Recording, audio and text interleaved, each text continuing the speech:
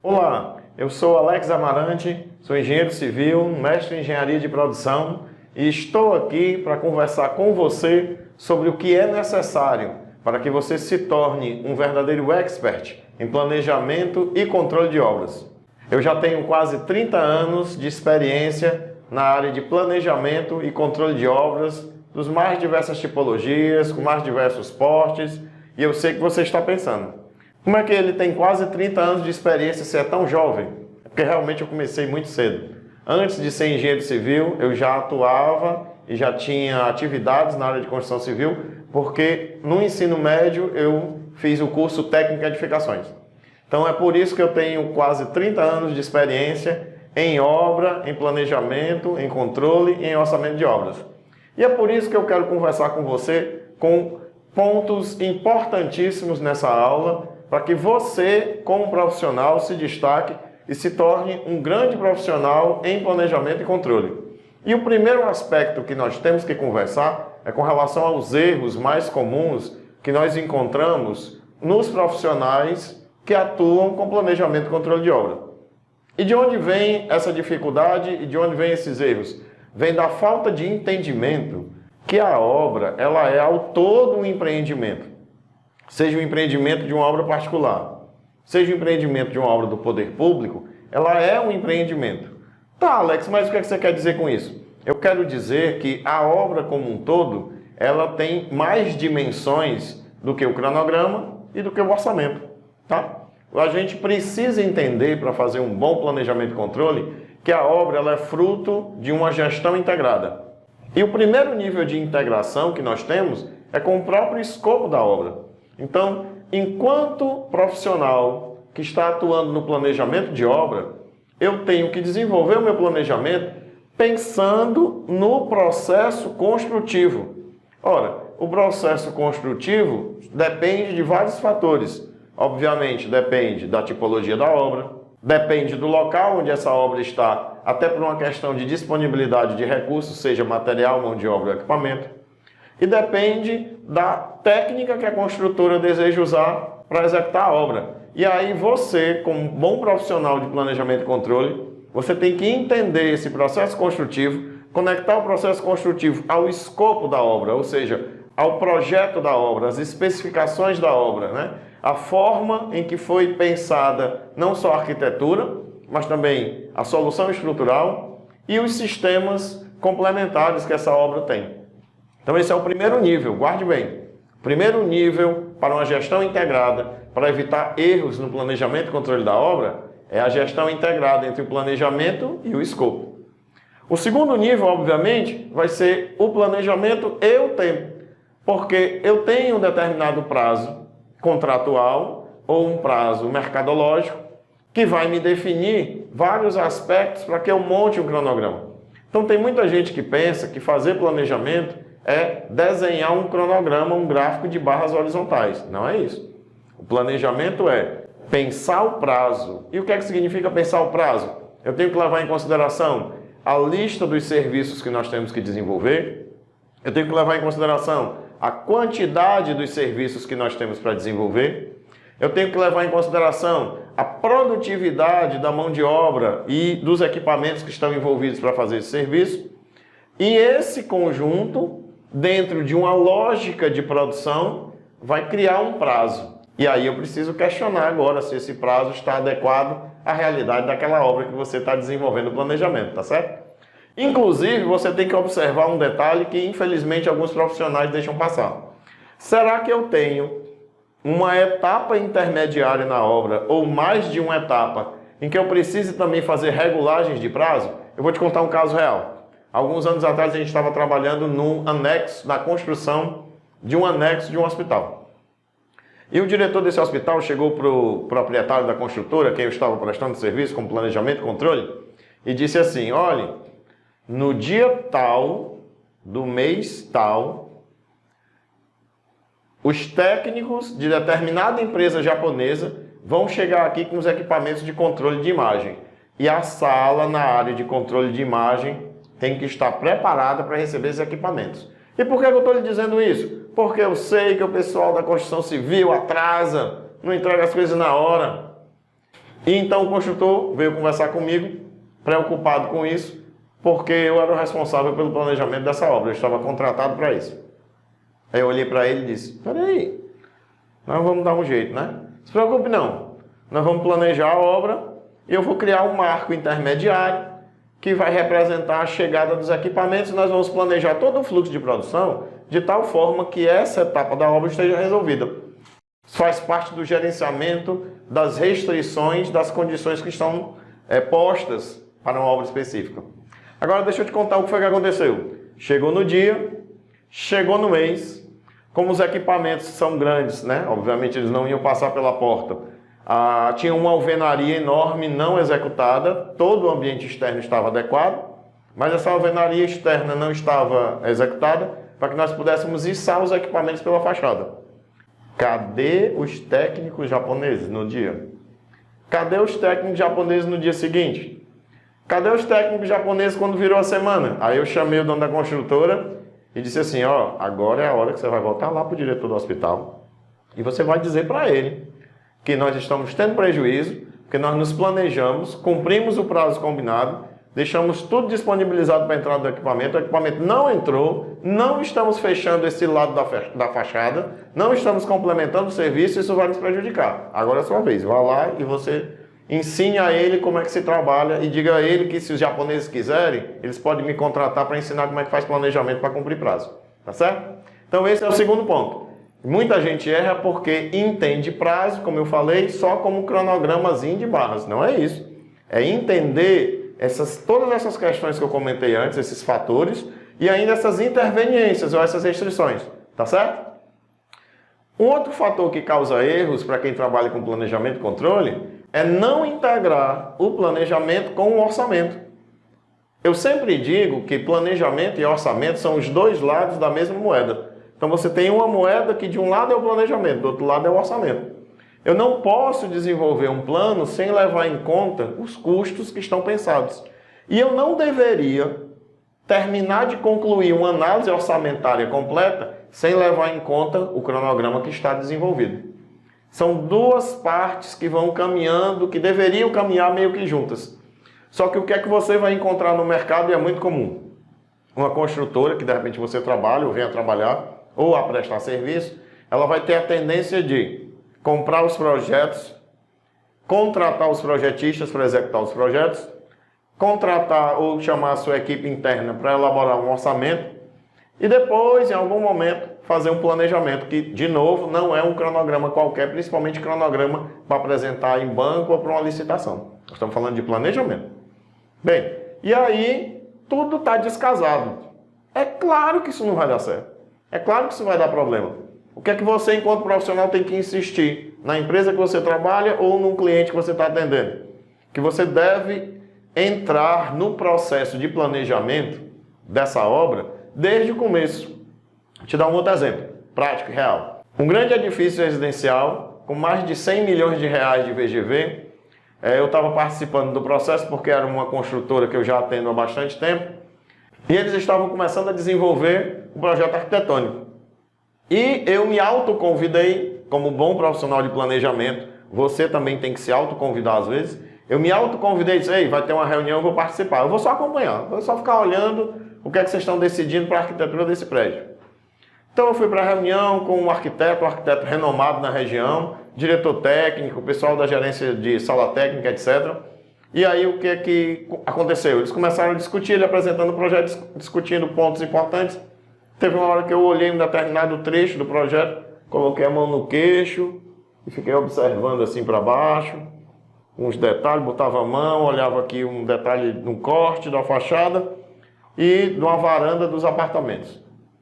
Aí o arquiteto que já me conhecia há algum tempo, né? Como ele disse, eu já tenho alguns anos de experiência, ele olhou para mim e disse, Alex, tem alguma coisa que está lhe incomodando?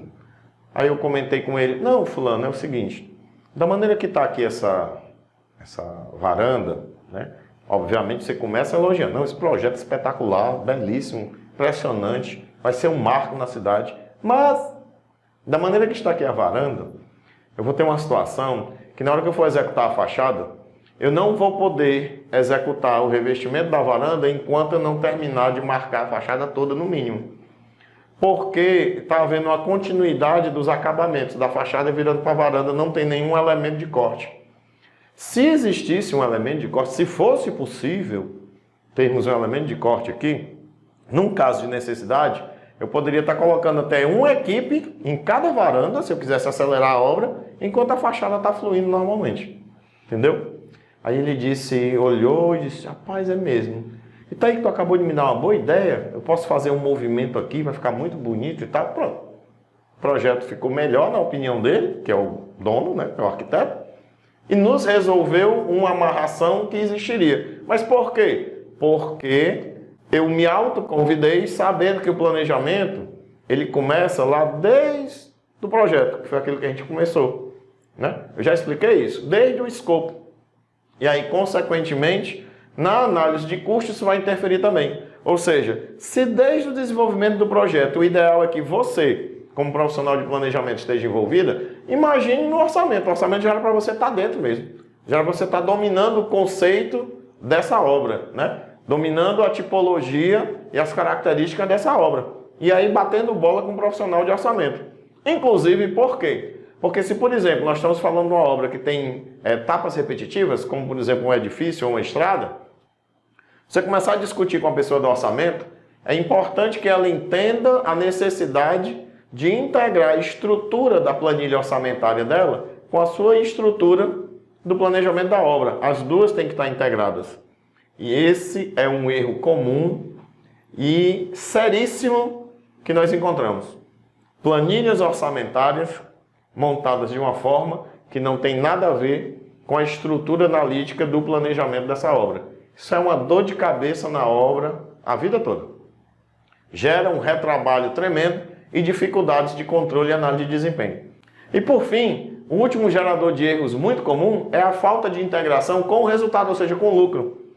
Pouquíssimas empresas conseguem organizar o seu planejamento e o seu controle para responder a seguinte pergunta: da maneira que a obra está indo, ou da maneira que a obra está planejada agora, ela está coerente com a análise de viabilidade que foi feita há meses atrás, talvez há um ano atrás, talvez há um ano e meio atrás?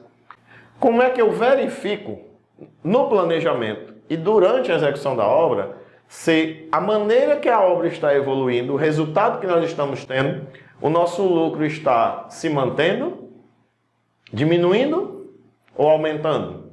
Quem consegue responder essa pergunta? Se você se tornar um expert em planejamento e controle, você vai ser capaz de responder essa pergunta. E você acha que um cliente seu não tem interesse de saber se esse produto que ele está colocando no mercado ao longo de anos, talvez um ano de obra, um ano e meio, 2 anos, 3 anos, se ele está indo na direção do lucro ou está fugindo do lucro? É claro que isso é importante. Esse também é um erro muito comum. Mesmo grandes empresas não conseguem trabalhar bem nessa dimensão do planejamento e caem nesse erro, né? Mas se você quer se tornar um expert, você tem que entender essa gestão integrada. Você tem que entender o escopo, o prazo, o custo e o lucro e o resultado. Ok? Muito bem, e quais são os fatores críticos de sucesso para você fazer um bom planejamento de obra? Muito simples. Primeiro, estude, né? Você tem que entender muito bem o que é essa obra. O que é que nós temos visto em engenheiros, inclusive engenheiros de obra. Vou dar um exemplo comum e triste. Por exemplo, recentemente eu estava acompanhando uma obra, a gente começou a analisar o planejamento para a execução das áreas comuns. Quando eu estava entrando no canteiro de obra, eu vi o pessoal executando, construindo alguns galpões para armazenar material, porque estava numa fase de mudança de canteiro e tal, isso é normal. Só que quando eu entrei e olhei o local onde estava o galpão, eu parei um momento e tentei me lembrar do projeto. Porque como eu acompanho várias obras, né? Aí eu tentei me lembrar especificamente do projeto daquela obra. Mas não tem nada nesse local que ainda vai ser executado e exige uma quantidade grande de trabalho, onde o pessoal está colocando esse galpão. Eu tentei me lembrar, mas não tinha certeza, porque a obra era muito grande. E então fui para a reunião. Lá na reunião a gente começou a trabalhar e começamos a montar o planejamento da obra. Quando chegou nesse trecho, eu disse, vamos olhar o projeto dessa área. A gente abriu o projeto para começar a detalhar o trecho. Aí eu peguei meu dedão assim, fiz desse jeito, pá, em cima do projeto. Não é aqui que vocês estão fazendo esse galpão agora não, em cima desse parque aquático. Não era uma piscina que tinha ali, era um parque aquático. Aí o pessoal olhou e disse, Eu digo, eu não acredito que vocês fizeram uma mudança de posição dos itens de canteiro, estão levantando um galpão e não olharam o que é que tinha ali para ser feito. Não é possível. Né? Não é possível. Mas isso é um tipo de situação comum. Então, o fator crítico de sucesso é domine a sua obra. Estude, veja o que é que ela tem, né? Qual é a tipologia dela, como é a arquitetura dela, quais são os sistemas prediais que estão lá, os sistemas de serviços complementares, como é que funciona a estrutura dela, quais são os limites ao redor que ela tem, principalmente se ela é como, por exemplo, uma rede de esgoto, uma rede de abastecimento de água, uma rede de drenagem, uma estrada. Então você precisa entender a obra e o seu entorno para que você tenha sucesso. O segundo fator crítico de sucesso é o seguinte: nós deveríamos ter composições com coeficientes de produtividade bem adequados para a obra. E aí eu vou lhe levantar um outro exemplo que é muito comum.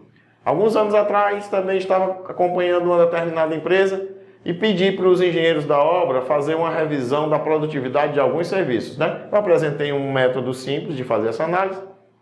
E aí, na reunião seguinte, um deles me apresentou e outros não fez. Eu digo, por que tu não fez esse levantamento?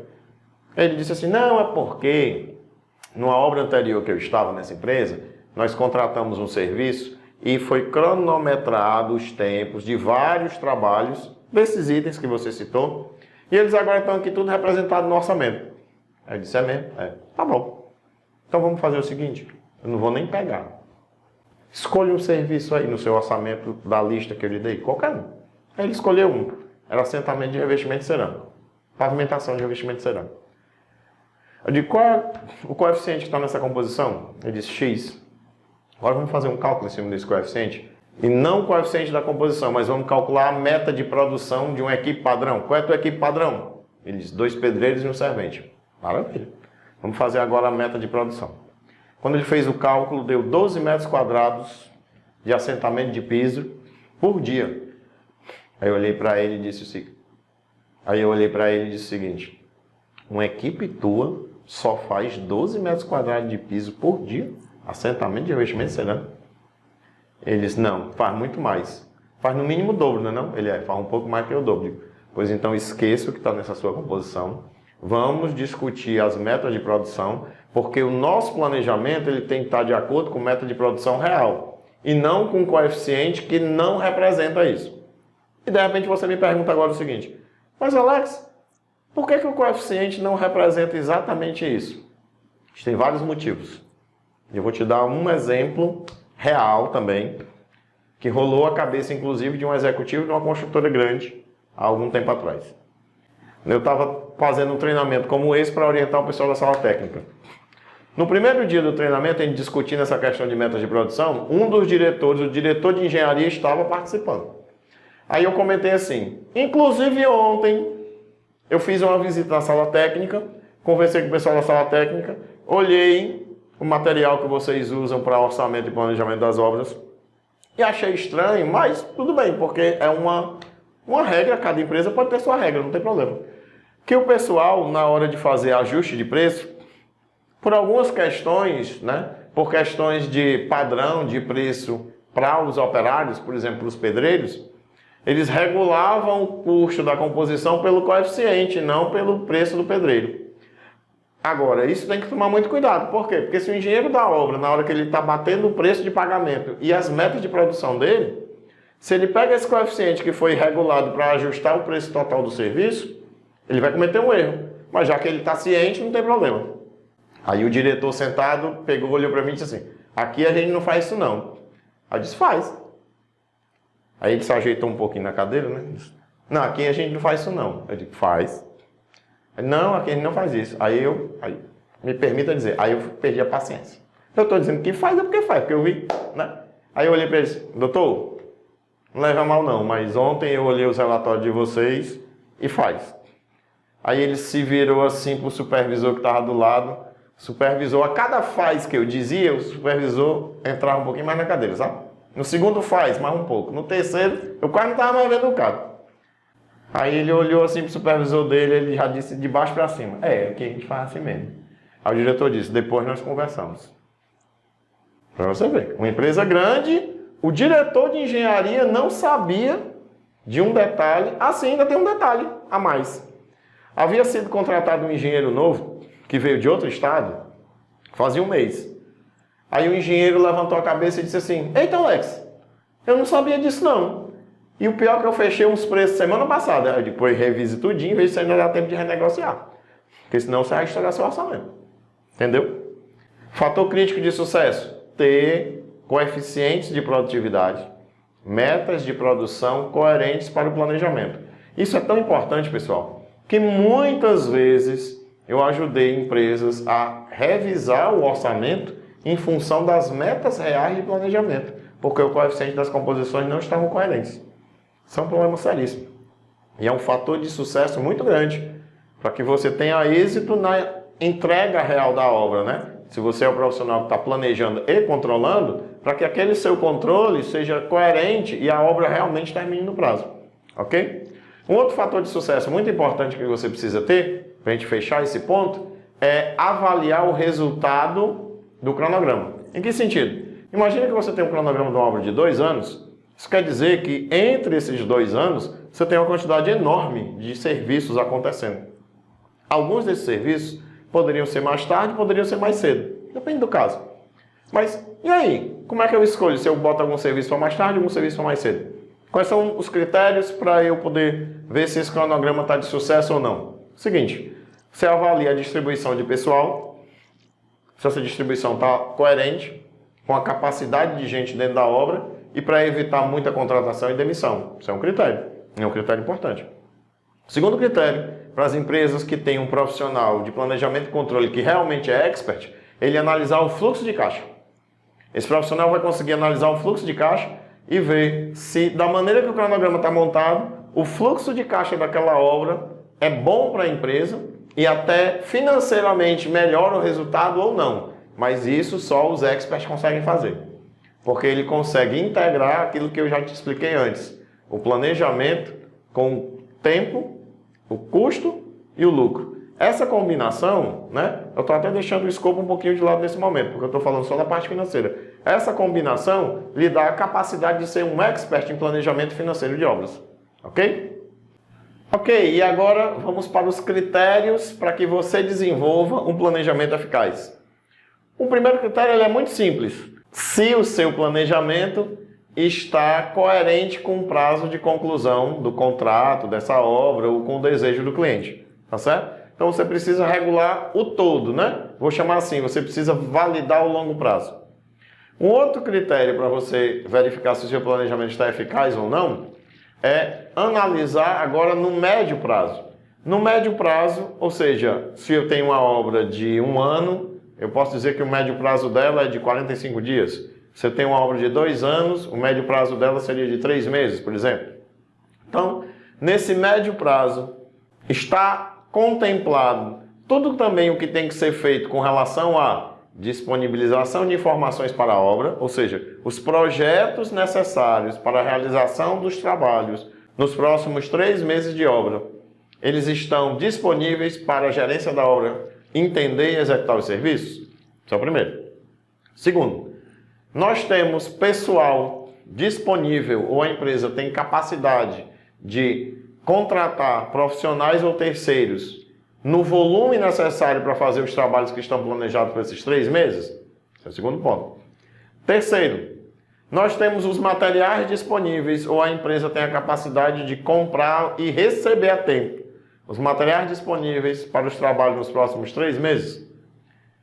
E, mais o último ponto, quais são as pendências ou quais são qualquer outra resolução que tem que ser tomada para que nenhum dos trabalhos nos próximos 3 meses seja prejudicado ou interrompido. Ok? Então, com isso, você está conseguindo montar os fatores para que você realmente tenha um planejamento bem elaborado, né? São bons critérios para isso. De certa forma, nós estamos raciocinando agora um outro lado que muita gente esquece.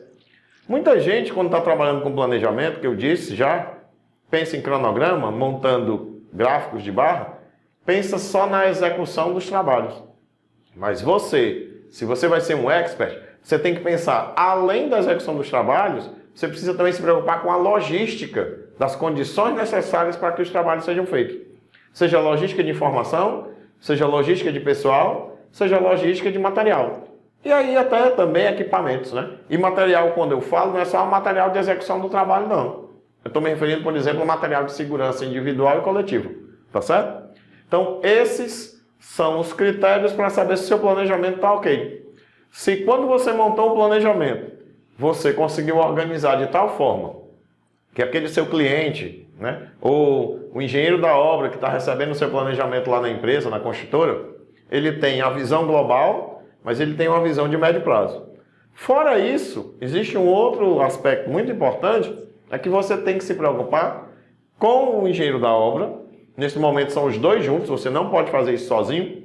É trabalhar no planejamento as metas de curto prazo. E o que são as metas de curto prazo? O que é que o engenheiro tem que fazer por semana ao longo desse, por exemplo, 3 meses? Eu tenho 3 meses. Nessa semana e na próxima, quais são as atividades que nós temos que executar? E aí o engenheiro se organizar com a equipe dele. Você, como profissional de planejamento e controle, deve assessorá-lo, deve ajudá-lo nesse sentido. Mas o planejamento de curto prazo, ele pertence ao engenheiro da obra. E essa é uma cultura que você tem que implantar no seu cliente ou que você deve implantar na construtora que você trabalha. Ok? Bem, e agora que você já está entregando o planejamento nas mãos do engenheiro, está catequizando este engenheiro para usar o planejamento, né? Porque infelizmente a gente também vê alguns casos em que o pessoal de obra, até por uma questão da loucura que é a correria dentro da obra, várias pendências quando a obra começa ou está andando e várias pendências que não estão resolvidas, e ele fica envolvido, né? Ele é absorto nessas pendências, é engolido por elas, ele acaba esquecendo de olhar o planejamento e resolvendo os incêndios.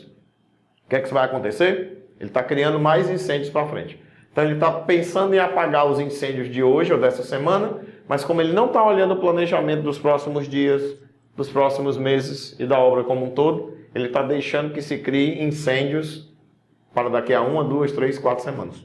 Tá certo? Então, você precisa catequizar o engenheiro, que ele tem que entrar nesse processo, absorver o planejamento, atuar com ele e usá-lo no controle, né? Usá-lo na execução. E como é que isso funciona? Da seguinte maneira. Lembra que eu te comentei que você precisa ter o planejamento de longo prazo, de médio prazo e de curto prazo. Com o engenheiro, a minha proposta para você é que você se reúna com ele e a equipe técnica dele regularmente, né? Está dentro do escopo do seu controle de obra, do seu serviço de controle de obra. Nesse encontro regular, como é que funciona? O engenheiro e a equipe dele vai receber de você a sugestão de metas da semana em função do planejamento de médio prazo, nessa planilha. Com essa planilha, ele vai avaliar qual é a possibilidade real dele executar aquilo com a equipe dele, se ele realmente está com o pessoal, se o material chegou, se o local onde vai ser executado o serviço está limpo, se o local está devidamente protegido para os trabalhos em função da segurança necessária, tá certo? E aí ele vai validar ou não. Não, vamos fazer. Esses itens dá para fazer, ok? Então, lá vai a semana acontecendo e ele trabalhando. Por exemplo, na semana seguinte se reúne novamente. E aí começa o ciclo de controle. Como é que funciona o ciclo de controle? Nós sentamos, você vai se sentar com o engenheiro da obra. Tá aqui, ó, a lista do que estava combinado na semana passada. Fez ou não fez? Fiz. Não fiz todos. O que é que não fez? Eu não fiz esse serviço. Bem, esse serviço que você não fez na semana passada, ou supondo que seja uma reunião na sexta-feira, que você não fez nessa semana, agora só dá para fazer na próxima. Então vamos reprogramar para a próxima. E agora vamos combinar as metas da próxima semana. E novamente ele vai trabalhar.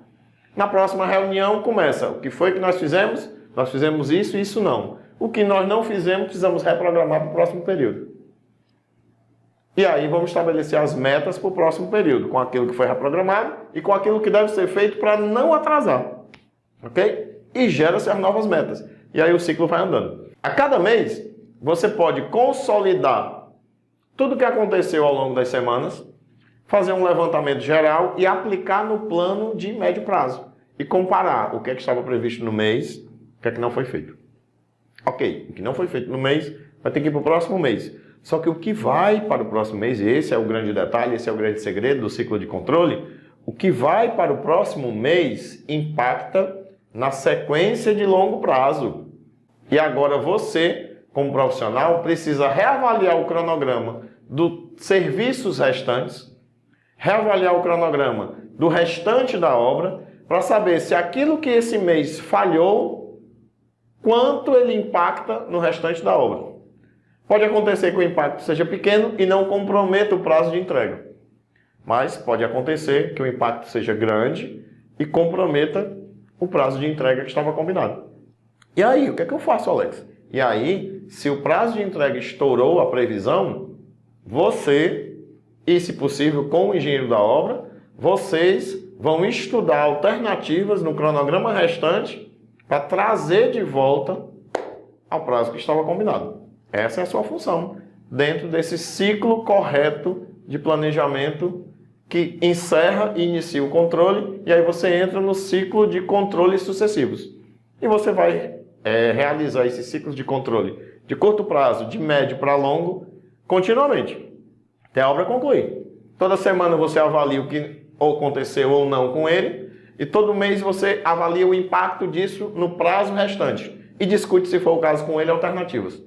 Além disso, você pode montar vários relatórios, gráficos, numéricos, etc., para deixar tanto com o engenheiro da obra, como para apresentar para a diretoria de engenharia, apresentar para o seu cliente, Supondo que você é um prestador de serviço, então você pode hoje começar a prestar um excelente serviço para construtoras ou até para grupos empresariais que, por exemplo, estão construindo farmácias, estão construindo supermercados, shopping center, hotéis, e aí você trabalha com esse ciclo para prestar contas ao seu contratante.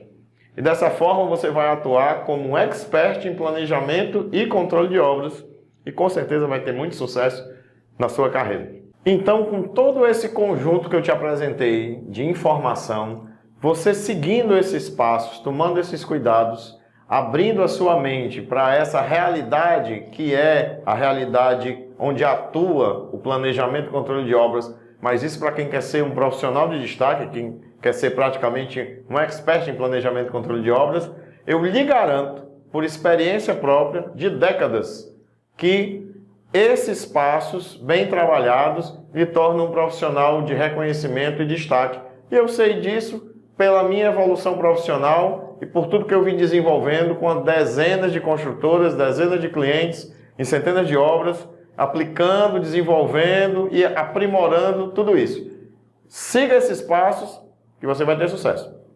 Agora, é claro que cada passo desse tem todo um conjunto de detalhes e aplicações mais práticas, refinadas, tem planilhas, tem metodologia de trabalho para desenvolvimento do planejamento e análise de desempenho, por exemplo, num software como o MS Project, E é claro que nesse tempo que a gente esteve aqui, eu pude te colocar o que é mais importante para que você possa trabalhar isso hoje mesmo, na obra em que você atua, ou num cliente que você queira ter, na sua profissão. E eu tenho certeza que você vai ter bons resultados, mas para que você tenha resultados ainda melhores, para que eu possa te passar ainda mais detalhes, passo a passo, te mostrar exemplos práticos e reais de planilhas, de planejamentos, fazer com você análise passo a passo de obras reais, eu desenvolvi um curso chamado Master em Planejamento e Controle de Obras.